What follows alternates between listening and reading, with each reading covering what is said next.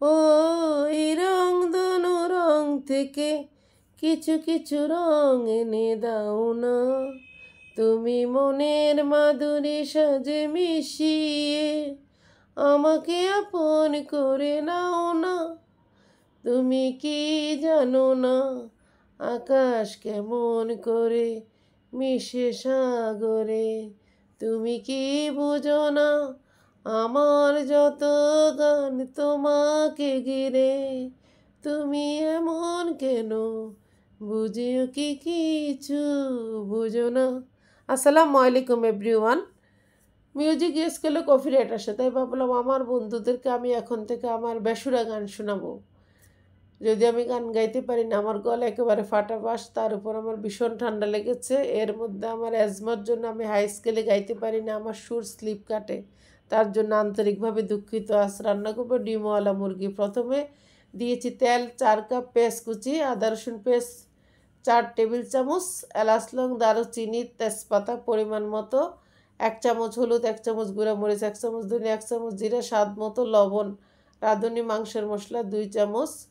সব কিছু একসাথে দিয়ে ভালোভাবে মাংসটা ক্লিন করে দিয়ে হাতে মাখিয়ে বসিয়ে দিয়েছি। মাংসটা দেখে তোমরা ভেবেছো আমি হয়তো বা পরিষ্কার ভুঁইয়ান পারবেন, অ্যাকচুয়ালি মোটে না, 4 বার ক্লিন করেছি, 3 বার মাংস ক্লিন করলে এনাফ। তারপরে পানিতে একটু ভিজিয়ে রাখছিলাম, এই জন্য আবার পানিটা ঘোলটে হয়ে গিয়েছে, কারণ যেহেতু মাংসটা অনেক চর্বিযুক্ত। এখন মাংসটা কষানো হতে হতে অন্যদিকে আমি আলুগুলির স্কিনটা ছাড়িয়ে নিয়েছি, আর আলুটা একদম আস্ত দিয়ে দিচ্ছি। 3 কষানোর পরে আলু দিচ্ছি, তাহলে তো বুঝতে পারছো বন্ধুরা কতটা শক্ত। এতটা হার্ড জানলে আমি এটা প্রেশার কুকারে রান্না করতাম। এখন আলুটা গোটা দিচ্ছি যাতে ভেঙে না যায়, আলুটা সিদ্ধ হতে হতে যাতে মাংসটা আরেকটু নরম হয়। এভাবে আমি হালকা আঁচে রান্না করবো আরও কিছুক্ষণ, তারপর এটাকে আমি হাই হিটে রান্না করব।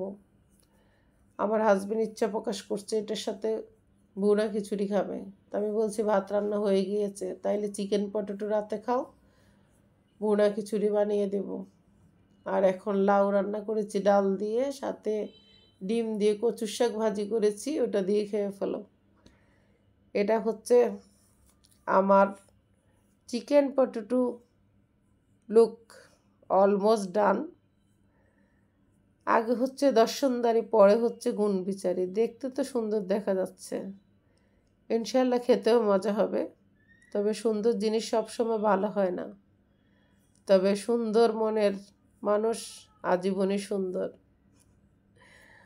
যাই হোক, এটা কথা কথিত, কালো মনের মানুষও অনেক সুন্দর হয়,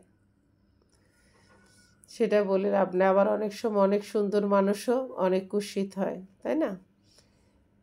এটা ডিপেন্ড করে মেন্টালিটির উপরে, বিহেভিয়ারের উপরে।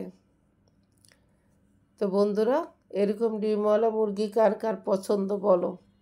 এটার একদম মাংসের মধ্যে স্কিনটা ছিল, দেখতে অনেকটা লুকটা হাঁসের মাংসের মতো এসেছে। ইনশাল্লাহ খেতেও মজা হবে। এটা হচ্ছে ডিমওয়ালা মুরগির ফাইনাল লুক।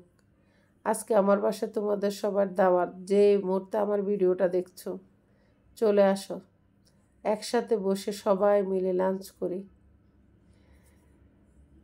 তো বন্ধুরা, সবাই কেমন আছো? আই হোপ ভালো, প্রত্যাশাও তাই। সবাই ভালো থাকো, সুস্থ থাকো। আল্লাহ হাফেজ।